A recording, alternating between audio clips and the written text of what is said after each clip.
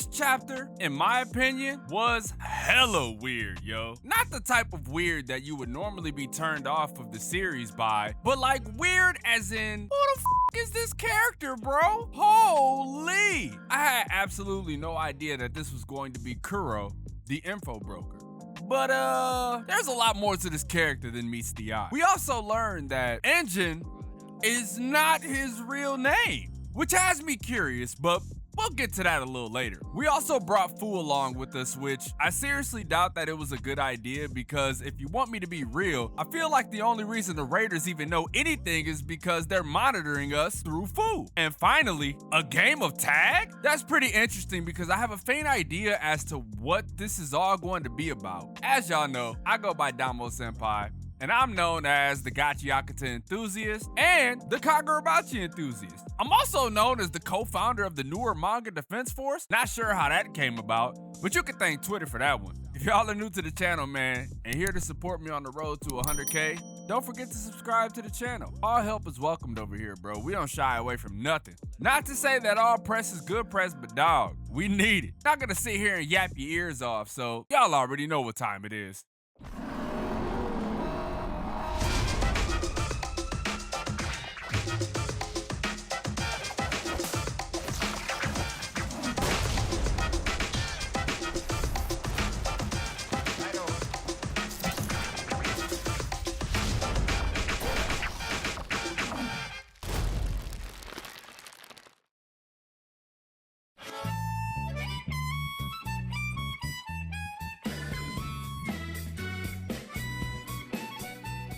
This chapter presented so many different twists and turns, bro.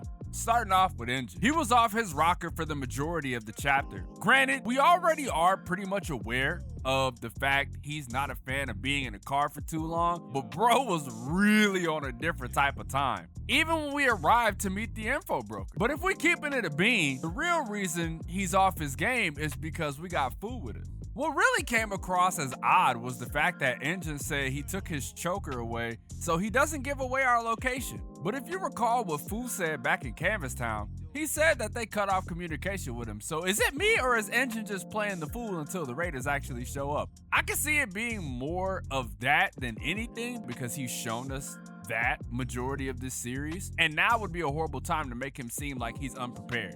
But the good news is that it's not just Engine, Rudo, Gris, and Follow. Rio is also with us, so it's safe to assume that no matter what the Raiders try to pull, I think we're in a pretty good spot. The info broker being in the middle of nowhere spells trouble for us and the crew, you know. By us, I mean the readers, and obviously, you know, the latter.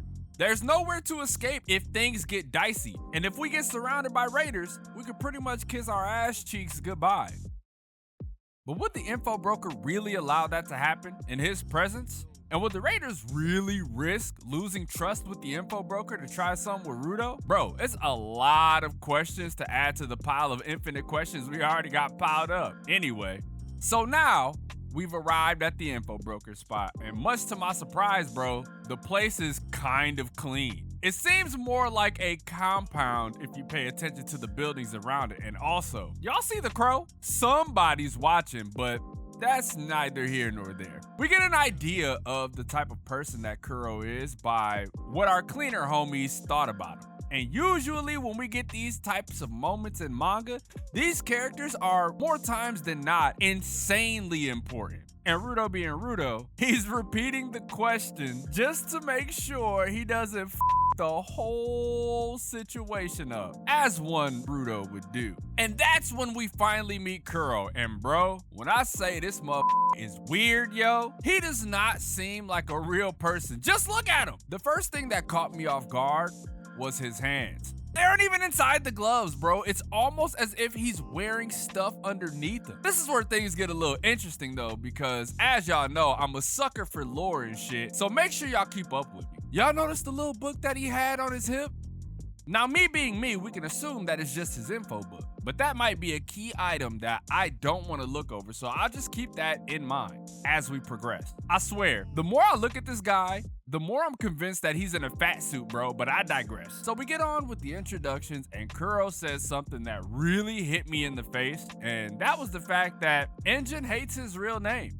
And even later on, Engine got pissed at the fact that he mentioned it again. So he's mentioned this before? When has Engine went and visited the info broker? I got a lot of questions, bro. But that's good to know. I made sure to jot that down in my notes for later. This guy is good at what he does though. Brings up pretty much everything that has happened in like the last 40 chapters, almost as if he's been watching us the whole time. But I think that has something to deal with Bundus more than anything. Y'all think that instead of the crows having something to do with Corvus's ability, that it has something to do with Kuro's, and that's how he knows everything? Let me know what you guys think about that in the comments below. Very curious. There's also another weird instance of dialogue here. He says, and so, if one would like to purchase my product, one will need to put forth the effort. Yes, even you.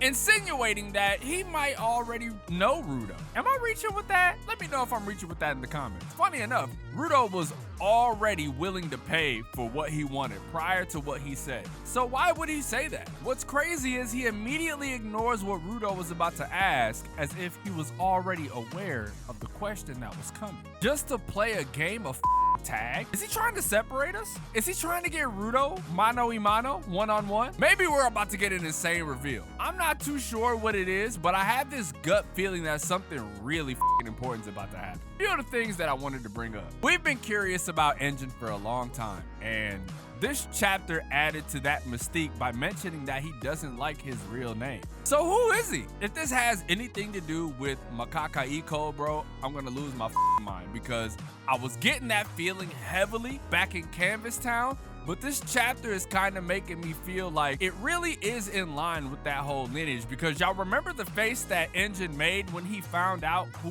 Rudo was? Y'all remember that face? I think that that's something you need to keep in mind for this entire portion of the story, because there has to be something going on there. It's too uncanny to not be the case. Number 2, and this is gonna be a bit of a stretch, but what more can we do in this situation but speculate? Y'all think Kuro's an angel in disguise? Am I reaching? Kuro's body is just too oddly built, especially the hands, man. And to top it off, I don't want to go off the deep end, but Keirana wouldn't show us this book unless it has some importance aside from being just his info book, you know? And lastly, this game of tag. This might be the weirdest part of the whole scenario, because when we look at it, the price is to catch him. Why? How does this equal a payment? Is the payment the trust of the team? Is it showing teamwork? Or is it Rudo showing how far he has come since falling from the sphere? As if that really matters to Kuro.